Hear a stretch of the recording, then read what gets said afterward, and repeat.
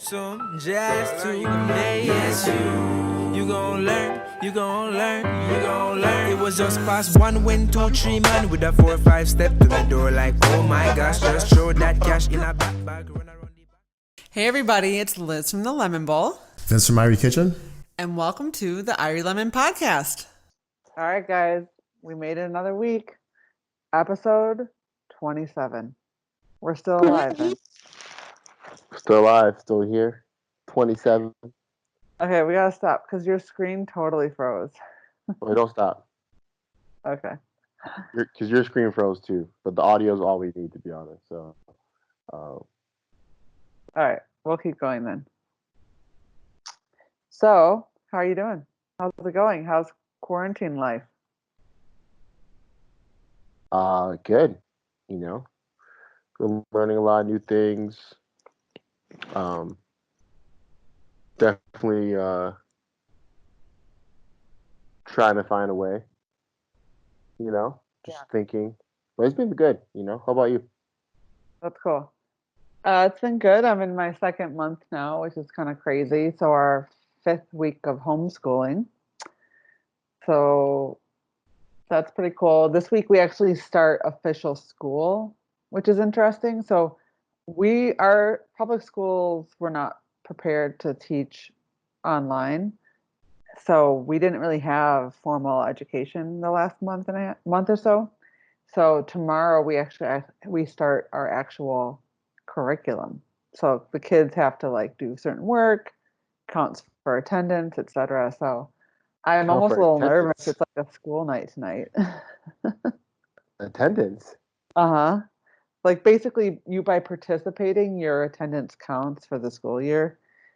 So we'll see. But it's pretty laid back. I mean, it's pretty the focus is still, no one's pretending that we're homeschooling parents.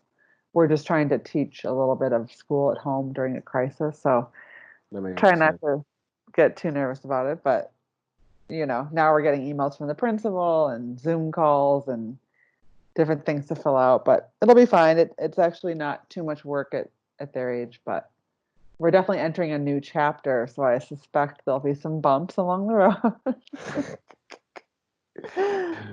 No, it's good. I bet, man. Who would have thought? Who would have thought Liz would be homeschooling? I don't Not think me. people say how funny it is. You know, like every year someone says the world's going to end. Mm-hmm. Whoever said 2020. Honestly. You know what I'm saying? It's just like funny. Like eventually you have to be right. You know what I'm saying? I'm already predicting. First of all, I've been predicting the wave of like post-quarantine parties, and it kind of reminds me of like the, Prohibition era, like all the parties that took place after that. And I'm thinking like as well, Hold up. New Year's. I think you just hit something. You got on something right there. Like what? All right, if they really do say we can't go outside, like on some not recommended, like cops are patrolling or gates or whatever, the prohibition thing is going to be people gathering with each other, low key, and all that silent disco is not going to seem that crazy, right? Because you can't be too loud. People can't hear music. You're gonna have to ride a bike or find a creative way to get there, and then you're gonna put some headphones on and be quiet in somebody's basement. Seriously. But I'm even thinking once it's allowed, like think about the New Year's Eve parties, how happy people are going to be to say goodbye to 2020. I think, yeah. Like people are going to be ready. Yeah, 2020 is like definitely wild. So what have you, obviously your restaurant's been closed now. Has it been 2 weeks? Yep. So you're in your 3rd week now. Is it almost surreal? Again, I know you're not used to like this much downtime, so to speak, in terms of like physical rest. How are you feeling and how are you staying motivated? Yeah, it's like it's real. I don't know. It's just like things don't hit me I don't know. Things hit me differently. Like I'm not like I guess in perspective. You say 3 weeks. That's interesting. Um, would I ever think of no, right? I never think of a pandemic hitting. I really close it. But then it's like I don't know. It's not like I'm not devastated. You know. Mhm. I think just my personality is just always going to okay. This is our new reality. What do we do? But it is like kind of weird. Yeah. And it's like I did go out was it yesterday or 2 days ago to go to Irie real quick, and I saw like other spots still open, and I was thinking, is the joke on me? For a second. Yeah, because a lot of restaurants, I wonder what the percentage is. I feel like a lot are still open. Yeah, they are because they have to, and then so like I looked at some data real quick, and uh, it isn't so bad in Kent County yet, you know, but like in the rest of Michigan, like Detroit area, it is really bad. Um, Correct. So then it's kind of like, oh well, you know, you being preemptive, whatever. Well, then it's kind of like, if you take a stand and no one else goes with you, like, is the joke Hmm. on you? If I says one, Yeah, two, but three, jump, and you jump and no one else did. now we know that Vince is the first to peace out. No, I uh, think you did the right thing. I mean, no, I think I did the right thing too. And as I thought through that, I was like, you know what it is. And something I want to talk about in this episode today was like future. And I think as an entrepreneur, as someone who's like really into business, it is like being forward thinking and thinking ahead. And I see a oh yeah. lot of like reactive and I see a lot of just like tomorrow stuff, which is great because you have to focus on your present. You can't ignore it. But it is interesting to me to see, well, who's going to be around here 5 years from now? And this is like the Yeah. first wave. Like this is just a pandemic wave. We still got an economic wave to hit us next. So was your decision, because I agree with you that there's different thinking. There's thinking about taking care of your needs in the next 30 days and 90 days, but then there's also next, to your point, 3, 5 years. So was part of your decision based on a long-term game? And can you walk us through that? And Well, at guys, first, honestly, I'll go ahead. well, so people know what we're referring to is that where we live right now at the time of this recording, restaurants are allowed to still do takeout and delivery. But Vince chose to shut down, out of the to be really proactively preventative in terms of health and safety of both his staff and others coming in and out for takeout. But as you can probably imagine, just like where you live, there are still many restaurants still doing the takeout and delivery game. So in case you didn't know that, Yeah. that's just talking about. To be honest, when I first that was not my thinking. My thinking was I need to make sure that me and the people that work for Irie are safe. That Hmm. was it. It started there and ended there. Hmm. That And makes so, total sense. So why don't you tell us more about what you are thinking about in terms of future? I mean, as you have time, and I think for a lot of people who are on, let's call it their first spring break of their business, when they're not actively having to still manage something, I think you just start looking at your whole business and you start seeing holes, and then you start thinking about where were you going and was it right? And if it's not right, what can you do to adjust? What are things that are uniquely talented that you're talented at that you can like really push? And so Hmm. like I've been just gearing my mind towards those kind of thoughts. And so I can really think about my business and how I want to look for the future and what's my bet for 2025, not my bet for 2021. Mm. And trying to be able to do what to keep me alive for the next 4 or 5 years. Understand what that's going to be, but then hopefully with my bets, I can be right in like 3 years, 5 years, and kind of have like those are my benchmarks. Every 3 and every 5 years, have a goal I want to be at for my business. But yeah, Okay. like yeah, there's a lot of future thinking. My personality type, how I go about things, I'm definitely more future oriented, and that's probably why I am so like clear headed during times like this. Um, but still, I think that's a good talent and a good thing you should like subscribe yourself to. So, for someone listening that might be a small business owner like yourself, how do you make decisions about your business 3 to 5 years out? What are you reading? What are you like? How are you actually doing that? I think I would say, what are your values first, as an owner of a business? I'm not reading anything. I'm not looking into anything. I'm not looking for anyone for the answers because like no one's been through a pandemic before, you know. So at first I would go like, what are your values? What do you care about? And then from there, you make this hard decisions about your business. Hmm. You know, if you can't afford your staff, well, you gotta start letting people go. You know, and Hmm. like as long as you stay true to your values and things that you care about, I think that's like a good way to like focus everything as decisions making. Like if your value is to support your community, let's say is one of those things through being open or having financial means. If you keep 4 staff members who are probably not the best staff members on your payroll, well, that's not going to allow you to stay open and help your community. Right. That's a hard call, but an easy call when you measure against your values. You know what I'm Hmm. saying? So things like that, like, and I think also just thinking about things that, again, uniquely fit your skill sets. Like, what are you so uniquely good at? Uh, and be introspective, have some time, and be, oh, you know what? I'm a really good at X, Y, and Z. Let me spend all my time doing this now while we have time off, and maybe have another sub section of this business where I can play my own game and just win. You know, I think finding your own game is like the goal for quarantine right now for business owners. You know, like Yeah.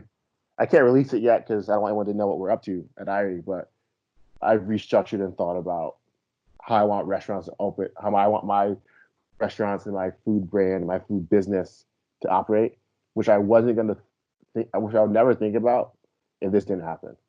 Hmm. Totally. So, Yeah, that's cool. what That's about such a you? great opportunity. What about you? Are you thinking future is more in it? I know for your business, it's different. It's a different circumstance right now. You're probably managing a lot. It's going up. Well, I think a lot of that also comes down to our personalities. I am more present day focused. And guys, if you want to know what we're referring to, is all the different Enneagram numbers are either past, present, or future oriented. That's where we tend to bounce back to. So I don't stay too much in the past and I don't stay too much in the future. I'm pretty grounded in the present day, and Vince is more grounded in the future as opposed to present day. That's why we're a good partnership because Vince will be, oh yeah, I should think about the future. And then I might help Vince remember, wait, what are we actually doing tomorrow? So it's good to have different people in your life. But so to your point, I do not really, and I never ever have, which makes sense now as I head towards my 10th anniversary. I never really, people would often ask, where do you want to be in 3 years, 4 years, 5 years? I really have no idea. And I think what's great about that is that right now I'm not too disappointed because I didn't have any high hopes about 2020. I didn't Mm, have any preconceived expectations for what this year would bring because I wasn't making a 3 to 5 year plan 3 to 5 years ago. I'm very much focused on how do we maximize and capitalize on the now.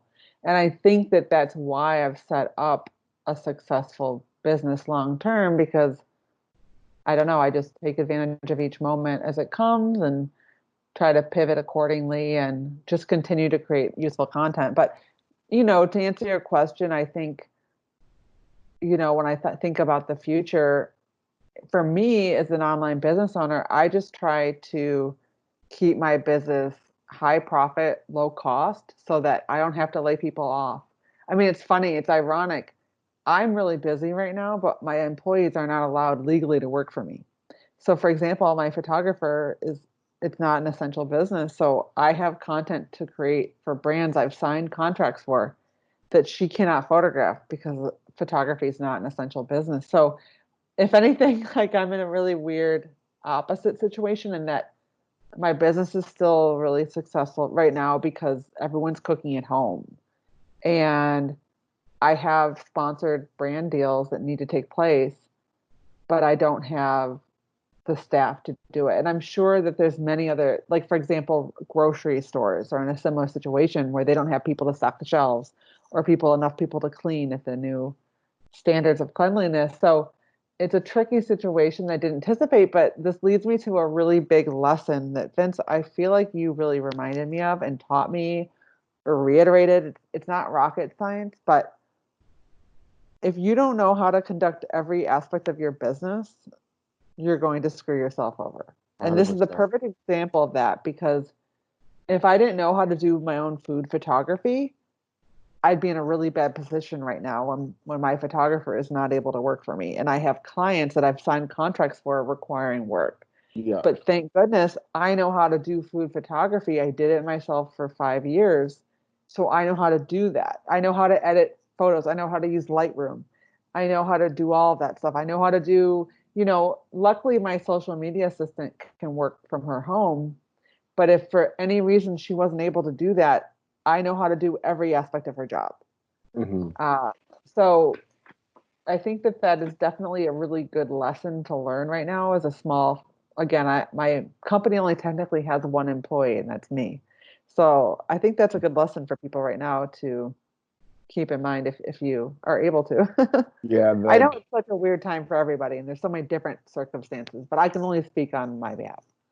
Yeah, I think that is a good rule of thumb though. Like I've always been preaching that like since I've like done anything is like, bro, if you don't know every aspect of your business, you are screwed. And Hmm. people, so people are so quick to, and I don't consider them entrepreneurs. I consider them like business people where they like, get their degree and they think they're so smart and then they go automation super fast. And then like Mm-hmm. those are the people right now who are probably scrambling because Right. they don't know how to do this one part. Hmm. They might have an understanding of it, like from like an outside perspective, but they don't know how to do it. And so Hmm. like because I can do everything in my business and you can do everything in your business, we can go to zero and be fine. Right. It just needs more Right. time, but it doesn't mean we Right. can't do it. You know what I'm saying? So Yeah. I It's I also do. important because if you have to cut costs, like if your sales are down, well, obviously you might have to let staff go. And if you're not able to do the different roles of your team, this is another position where you're gonna be caught in a bad position. And also I think that's where you find opportunity. Mm. That's where you find it because you can see something's different. Hmm. You Yeah, you're know. right. Yeah, I agree. Plus, when you're when you do the job yourself, you do find maybe like errors in your system or your current processes that you wouldn't have found if you didn't actually get back into it again. I think that's what I love about training a new employee is that's when they're up and running, I'm not doing all the work, but when I train someone, we go through everything from A to Z, and that's really where I find inefficiencies, duplications, and I can really, trim out what we don't need, add in what we do need, change things up. And I think that these are those, again, another silver lining of what's going on right now is that we now have the time to shine those flashlights in the parts of our business that haven't been lit up in a while. Yeah. So I'm here for that. I'm all about So it. so because of that, let's go into I think a lot of people working from home now. So you worked from home for the last 10 years. What are some tips and tricks to stay focused, create space, get work actually done? I know it's hard right now because a lot of people have families, but like tips ways to avoid the kids, you know, uh, all of Yeah. that. So, right. And I have worked from home with little ones from baby. My kids never went to daycare. So this was ironically the first year they were supposed to be in school all day. Joke's on me. And yeah, it's tough. I mean, this morning I opened up my computer for the first time at 11 a.m. to get back to my assistant about some questions she had. And within 10 seconds, my youngest brought up some Pokemon playing cards and wanted to teach me about each character. And, I don't know if it's working mom guilt. All I think of is how much I'm going to miss this later in life. So I shut my laptop, I go downstairs, and I just know that I'm never going to be like, I should have spent more time on Instagram or Facebook or my website or Pinterest. I'm going to be really glad that when Jacob wanted to hang out with me, I hung out with him because guess what? Jacob's not going to want to hang out with me all the time soon enough. Yeah, sooner or later. So to answer your question, I'm struggling with all of you in terms of the balance.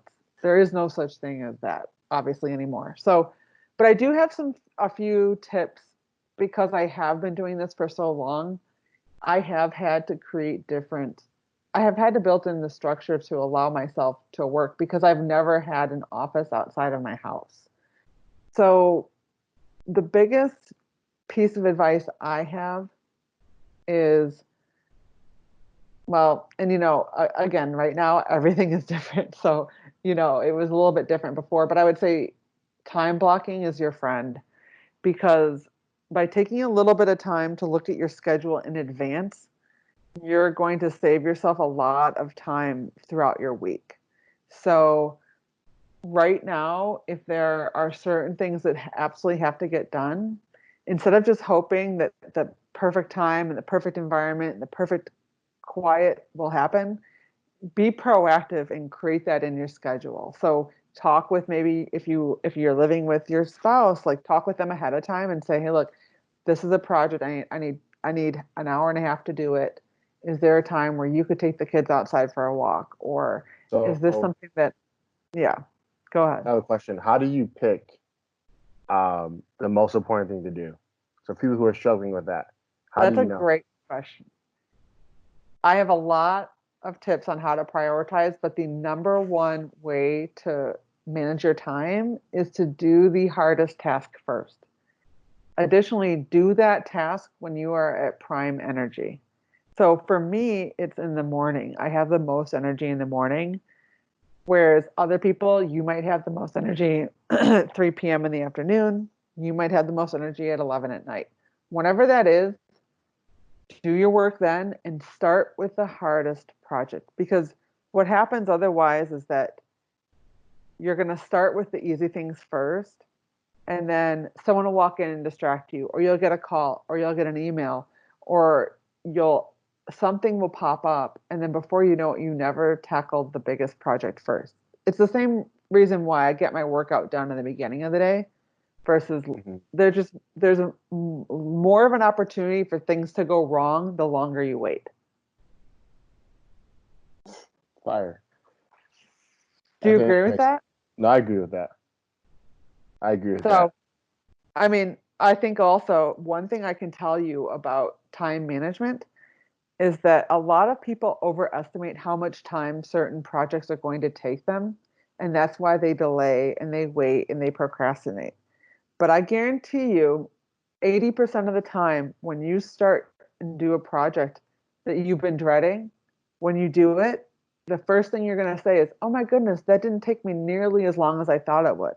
Yeah. In your mind, you were creating a scenario that didn't exist, that it was going to be 3 times as hard, so much work. It's kind of like a workout. We'll come up with any reason not to do something, but I just want to tell you guys, just do it. I know that's cliche, but if you just The cliches for a change, reason. it is. I mean, there's a reason it's Nike. But if you just change your mindset and the thought around that task, you will not believe how much less time it's going to take you. And you won't know that until you do it. So, I think here's a hack for people who've been struggling with that, whether we call it taking action or whatever you want to call it. My challenge to you is, what's the worst thing that could happen? right. Like, if all those questions stop you, the final question to ask yourself, what's the worst thing that happens? The worst thing that happens, it takes you 6 hours. Hmm. The worst. Like, Correct. what are you so quote unquote afraid of or hesitant about? Or like, and once Yeah. you can understand the worst thing that can happen, and you're okay with that, your bottom floor, worst case scenario, I think that also like can help you take action and jump. Like, even that's working out, like the worst thing that can happen is that everyone at the gym laughs at you because you're overweight. That doesn't happen, well, you won for the day. You know what I'm Literally. saying? Like, I think that people are afraid of pain. We want pleasure, we don't want pain. And I think what we forget is that we're stronger than we give ourselves credit for. For example, think of all the people that planned ahead for right now. I can assure you no one planned for a pandemic. Maybe a couple scientists here or there. Most people I know planned for a million other things to go wrong right now, but they did not foresee what's actually happening. So there's two big lessons out of this. Number one, it proves that worrying is completely scientifically fruitless because what you're worrying about is based on current scenarios. But by the time you get to that future moment that you were so worried about, everything else has changed. So I guarantee, for example, there was probably some big event that someone was maybe speaking at in the month of April and they spent months worrying about it. Well, the event didn't happen. Exactly. So worrying didn't make you more prepared. The only way you get better at speaking is practicing. Yeah. Anyways, that's a whole different thing. Again, that's the lesson I learned in the book, Stumbling Upon Happiness. I'll make sure Sam links to that in the show notes, but that book explains why worrying is fruitless. But the other point I want to make that I think a lot of people are dealing with right now is that we don't give ourselves enough credit for being able to handle uncomfortable circumstances. So just like you were saying, Vince, what's the worst that's going to happen? So we're in a crisis right now. We're in a pandemic. We're forced to stay home. Yeah. What's the worst that's going to happen? Now, of course, the worst is that someone gets sick in your family. And of course, that is the worst case scenario. And for anyone that's happened to, my heart breaks for you. That's why I haven't seen my mom and sisters in so long, and they're a minute away from my house. It's awful. But we're doing this for the safety of my mother. We don't want her to get sick. But again, my point, aside from if you have someone in your family sick, most of us do not. And the worst thing that we're dealing with is staying home. It's going to be okay. Can I share a perspective? It's going to get a little dark for a second, though. Okay. So the worst, like going off this, because it's funny you went there because I was about to go there too. Like the worst thing that could happen, right, is that everyone gets sick and everyone dies. Like in your immediate family, which is scary, which is not. Vince, you got dark real fast. I don't know if I was ready for this. Yeah, you're not ready for it.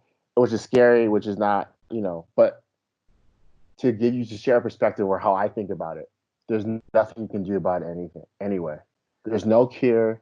There's nothing you can do about it. If you get sick and you get critically sick and you're on your deathbed, there's nothing you can do about it. And you shouldn't be worried about things you can't control. Mm-hmm. Second thing, in a funny way, in a funny, sick way, everything that if you do die and you do pass away, everything you worried about does not matter anymore. You know what I'm saying? Like in that moment, the bill you worried about. Man, you just got so done. No, I'm just being honest. The bill you worried about, the group chat, that mom who doesn't like you, that guy at work who's been mean to you, does not matter. All you care about is either getting better or making peace with everything and you let it go. So like that's the worst thing that can happen. When you understand that perspective, like in a weird way, it will start giving you a clear head around a 15-minute project, an hour project, doing the things you want to do, finally working out, eating healthy, hanging out more with your fans, getting off social media, getting on social media, because like that's the worst thing that can happen in times like this. The worst thing that can happen is that. And if that happens, nothing else matters anyway. So, and then the second part is, and I was just talking to somebody about this the other day, is focus. And I like to use the analogy of a tennis player. And I like to use the analogy of like the grading system. And so real quick is like, there's a standard with grades in a topic that people want you to learn about, right? For an example. And the standard technically, what you should get to pass is a C. That's it.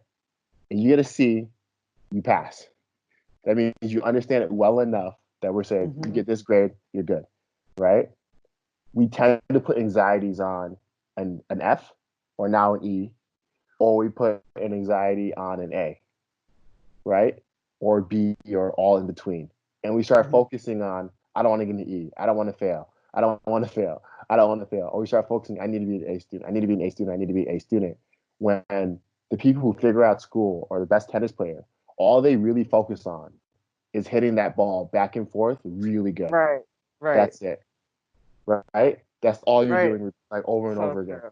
And it's just like I tend to watch people focus on the wrong things. And again, whether it's the list of excuses, scared of pain, scared of death, all these fear, right? And fear stands for false evidence appearing real, right? And so anytime I'm afraid of something, Yeah. I run into it. You know what I'm saying? Because I don't like that feeling. You know what I'm saying? And on the other side of it, you realize that, if you're playing tennis or you want a good grade or you want to make more money, a lot of it is just continue doing the consistent thing over and over again, right? And the better you get, the faster you can go, the more efficient you Right. can become, and the overall you become the A student. An A student is Right. a really, really good C student. And I don't think people understand that. So Like true. that's it. It is everything a C student can do, but better. Right. Yeah. And so That's so true. I think for people to keep their level headed during times like this, is just keep that in mind. Like if you're present moments, you have anxiety, you're freaking out, just make today good. And what are the 3 things you need to make today good? Take a shower, work out, call your best friend. Great. That's your Yeah. process. Do that every day, and I swear it'll be good. You know what I'm Wait, are saying? you talking about my day? That's literally my day, guys. Yeah. Yeah, I love that. That's so true. Okay, so this seems like a perfect time. We're gonna take a quick pause. I want to read a recent review we got. Can I read it for you, Vince? Yeah. Yeah.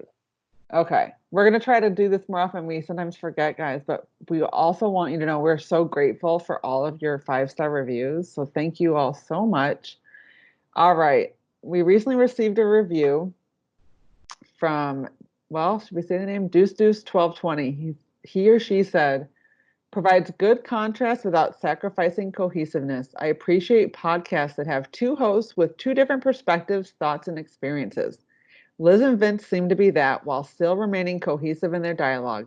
That's really hard to do having 2 people. Additionally, I like this podcast because they are continuously looking to add value to the listener throughout and break down or recap what a guest is explaining so it makes sense to the listener. Lastly, Liz and Vince have their own endeavors, but I don't recall them pushing on the podcast heavy. It seems their intentions are to truly add value to the listening community. I respect that and I just subscribed. Aw, that's so nice. So to order, please go on to, no, I'm just kidding. Yeah, no, that's funny. But no, we appreciate that so much. Thank you. And of course, if you have constructive feedback for us, we are all ears on that also. So, all right. So back to the subject matter. Can I share another work from home tip, Vince? hmm All right. So my other tip for working at home, and I learned this actually when I first had little ones, and I actually reached out to other colleagues, bloggers, food bloggers specifically, and I actually do have this written in a blog post, which we can link to. But I basically reached out to maybe 15 to 20 other work from home moms with kids specifically under the age of 5. And I asked them all for different tips of working from home. And one hmm of the greatest pieces of advice that I literally still do today is that I divide my work into 2 main categories. So there's parts of my job that I can do that where I'm creating content. So that could be food photography, that could be writing a blog post, posting on social media, developing a recipe, it could be writing, editing a video. But then, so there's creating content. So, and in your job, that could look like different things. It could be writing up a contract, writing up a proposal, whatever it might be.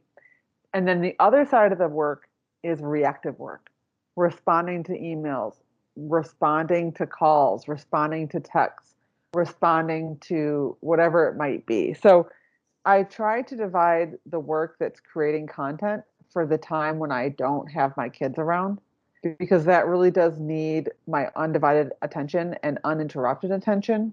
Whereas if I get interrupted, if, like, for example, my assistant texts me, I can text her back like in 30 minutes. It's not as time intensive. hmm And if I get interrupted, it doesn't necessarily break the flow. Or for example, if I'm responding to emails, it's okay if my kid asks me a question in the middle of it. That's less of a concern as opposed to when you're writing or editing photos. you get in that flow state, and every time you interrupt it, it can be kind of detrimental. So hopefully that makes sense. Does that make any sense? No, that makes a lot of sense. I think that's right. I think as a leader, as a company, you learn how to uh, know what's important, what's not important as your day, right? And the first answer is all important. You know what I'm saying? But you're able to like justify, or at least I think what happens is like naturally your brain, and then I think things that you care about, things you want to focus on. You know what I'm Mhm. saying? Yeah. Times is like it's not important to get back to your assistant right away. Sometimes it is very important to get back to Hmm. your assistant right away. And I think a good hack is doing for time management is doing the hardest thing. I like that.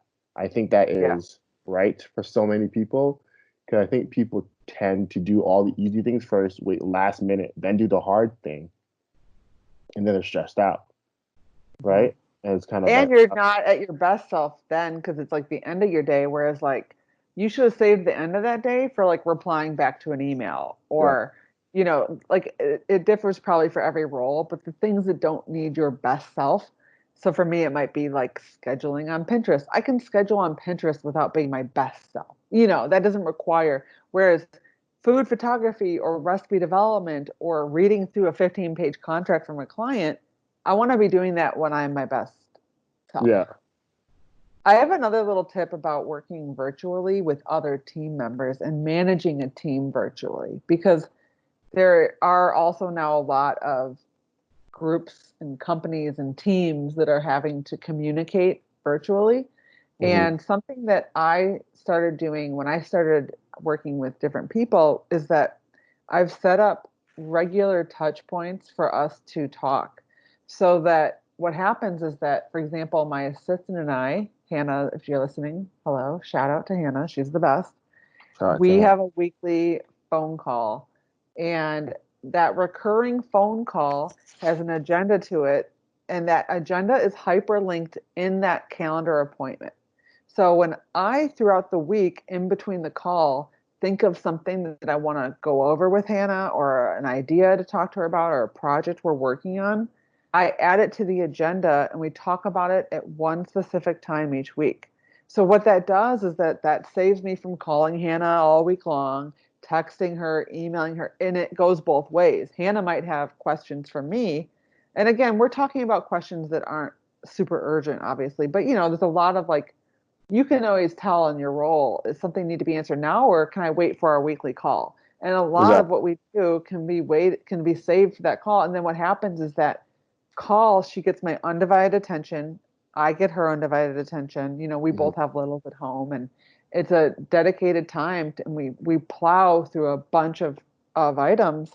And that one call saves us from having to have five other calls or 20 other emails all week long. So if you are working or managing a team remotely or virtually, I highly recommend building in consistent times to make touch points so that you can stay in communication with your team. Because there's one thing that Vince can tell you. I'm a big fan of communicating effectively and really being there for your team. And I want you guys to know that that's still possible even if you're not able to necessarily walk to their cube or see them in the break room or have lunch with them in the office. There are ways that you can still stay connected with your team. And I think it's a great skill to learn because that's where we're going anyway. Pandemic or no pandemic, people who have big staffs are gonna have a virtual staff of 200. You know Mm-hmm. what I'm saying? Who don't work in an office, who are around the world, and you have to find ways to communicate with them and talk with them. Also, one thing I've learned is one, teaching your team members of how you think so they can make decisions, Ooh, and that's then also interesting. allowing them to make mistakes and also allowing them to do it their way. So, like, as long as it's not against company rules and your core beliefs, it's not going to break anything, right? And you have to be honest with yourself. Don't justify it because you have an ego and you think this is the only way to do it. You know, teach them how to Mm-hmm. make decisions so you can move faster. Allow mistakes because, like, I think as a leader of an organization or a company, is allow your times to be spent cleaning mistakes. You know what I'm saying? Mm-hmm. And then I think other things let them make it more efficient for them or see ways they can make it better for somebody else because they're in the role. So as long as you teach them to think like you, they're gonna start thinking that way. Like, oh, like prime example, I have an example when I was doing catering, and there was like a mixed communication between me, my catering person, and then the people at the restaurant, right? So in that, I realized a lot of things about the flow and communication was weird. But a lot of it, I didn't teach people how to think like me, right? And how to make calls. So a lot of it was waiting on somebody else to make a call, waiting on me to make a call. But if I was away from my phone or I was doing something else, I missed it. So Yeah. first, get your team, y'all be able to make these calls. Second, be able to make decisions. And how do you make decisions? Think it like this. Third, think about communication. And then within it, you'll be able to find, right? And then you talk to your team about how was it for you though, right? In the process. And then they might bring something up to you that you didn't even think about, right? And you're like, okay, great, we can just cut that out because that doesn't matter. There might be Right. like you said, a repeat of like a thing, which doesn't need to be a repeat of, you know? Right. So Oh yeah. that's I one think thing that's true even with us because like earlier this week I had to make a decision regarding our podcast and I was able to do it without you because I knew how you think. I know how you think. You've taught me how you think about certain things. yeah. So I think that you're right. And by doing that, that's probably if you are trying to empower your team, that's a good way. Let them in your head. Listen, in business and leading, I think it's all about offloading things you don't want to do. And what I don't like doing is like thinking for other people, right? So that's like one of my things. You know what I'm saying? Yeah. Um, Yeah. not like saying I have a thing for Liz, by the way, but I'm just saying that like I do run a lot of like hand holding and like thinking for people, and like don't get me wrong, I'm like there to support. I also want to show people like the forces with you when you make a decision. Mm-hmm. You know, and as a leader, and I think where I'm most effective is not that's not my best skill. You know, but I do think there's power when you start seeing. I'm sure like there's things you've seen me do because I know how you think about something. So Yeah. like you don't have to think about it. It's done. Great. Yeah. You know, saves us all a whole bunch of time. Saves us 30 minutes. There's probably so many things that I don't There's even so many things realize. that I do that. It's like I already know how she thinks about this. Don't even, you know. We're usually pretty good about that.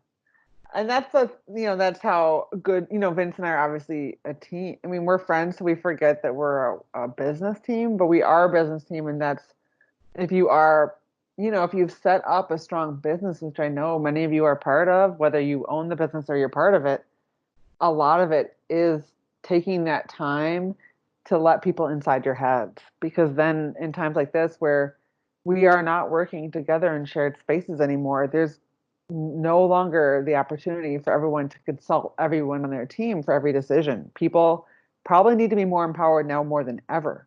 Ever. So investing some time in allowing your team to get to know you. I mean, when I interview people, we talk about how personality types and turn ons and turn offs and what makes you tick, how do you like to receive feedback. I mean, a lot of my questions in an interview are not centered around what scheduler do you use in Pinterest or what's the right size of a graphic. We don't really talk about technicalities. Mm-hmm. We talk about how the brain works. So for example, I always ask how you like to receive feedback. So when I give feedback, that's how I give it, the way they want to receive it. And that might be Yeah. different for my assistant, for my photographer, for my podcast producer. Maybe it could be different for you. It is different.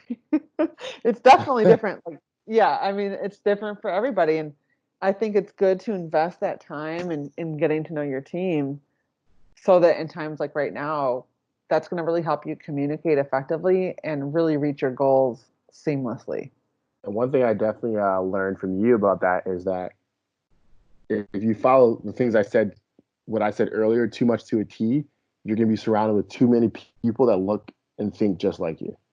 And so go back to what we said earlier, once you know your business and you learn a skill in your business, you also have to think about it in who is the best person for this job, the best personality type, the best, which may not actually what you think, right? Like you might be an extrovert and happy and you can do it because it's your business and you want to do it.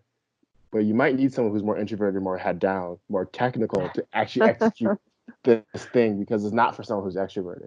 And so a lot Yeah. of people misread that and they put, like your example, they put the people in the wrong seat of the bus. You know what Yeah. I'm saying? And now there's chaos. And so there Right. is like times for you to like, okay, who is best for this? Who's best for this? Reasons why, and then go find those people and communicate it and uh, share the thought process. That's one thing I'm Mm-hmm. going to add in is like share how we think about this as an organization, how I think about that, and if you understand that, right, then you're best for that position, right? Yeah. So an example would be great, like in a restaurant, for example, if a chef understands Caribbean cooking to a Mm-hmm. T, he's a great asset for the kitchen. He Mm-hmm. knows how to make everything. He knows how to think of how we do, like how to make it. Yeah. He may not be the best person on marketing. You know what I'm saying? He can Yeah. definitely share like insights and share from a creative standpoint of a special, right? Mm-hmm. And why is it special and why it fits into the thesis of a restaurant. The marketing person has to be able to read between the lines, see what's special, right? And be able to pull the copy out of it and then be able to market and Right. present it and sell it, right? But Mm-hmm. those are definitely two personality types, right? For example, and then the difference from a general manager, you guys get my point. And so I Yeah. think as a top of an organization or someone who's working in an organization is understanding your role and what position you play really well.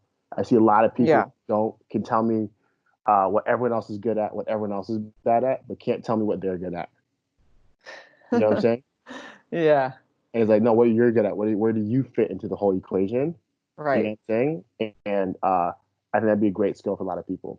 But So we can share too the resources that we recommend. For example, the Colby assessment is one that we both really loved. There's lots of different resources online where you can actually take them with your whole team so that you yeah, can learn that about yourself. I love the test because it gives you the right info and wordage to explain what's going on. I also think though a lot of time with yourself and being honest with yourself about who you are. Like for example, I wanted to be the guy thinking about a builder. I wanted to be the guy that built it, painted it, drew it up, and everything. And I realized I'm the guy who probably bought the property. Had the more than that loss. Mhm. You know what I'm saying? My skills Yeah. don't transfer there. I know this is a good piece of property. I know the houses in this neighborhood will sell really well. I understand that game of it. How the houses Yeah. should look like, paint like, feel like. I need someone to understand that vision of mine and be able to turn it into reality. Right. Right. I'm not that guy, right? And so those are great. And you might be the person who is the painter. You know, Yeah. like, I I can know how to assure make. you I'm not. Yeah. Sorry, Vince. Oh We're gonna have to hire a painter. yeah, we're gonna need a lot of people. Whereas I just sit on top and just tell people what to do. You're funny. No real skills. Um, Yeah, another thing I want to talk about. I've been working on my three P's, and I'm gonna like probably write a book about this one day. And it's three P's around permission. And so I said there's permission and passion, right? Meaning if you're passionate about something. So we kind of talked earlier about a lot of people may be lacking motivation, don't know what to do. I think this is great time, whether you're 47, 27, 18, to like find your passion and find something that you enjoy doing. And it could be anything, to be honest. I think it really could be anything. And I like there's permission and passion. So once you find your passion, there's permission to go and work hard. You don't have to explain yourself to anybody. There's some courtesy calls you can do, like hey dad, hey mom, hey boyfriend, hey girlfriend, hey kids. This is what I'm up to now. But Hmm. other than that, you have full permission to go. There's also permission and mastery. So once you learn a skill or you understand a skill, so let's say the passionate thing, you don't know what you're passionate about. Well, what are you good at? What do you know more than anybody else in the world, right? Or at least in your circle. You master that skill. It could be kicking a soccer ball. It could be understanding Internet of Things. It could be business. There's permission and mastery. And those two things don't work. There's permission and persistence. If you're somebody who just does not give up and you're an all-time great. And I always explain this like this. All-time greats aren't people who are just perfect. All-time greats are people who just don't give up.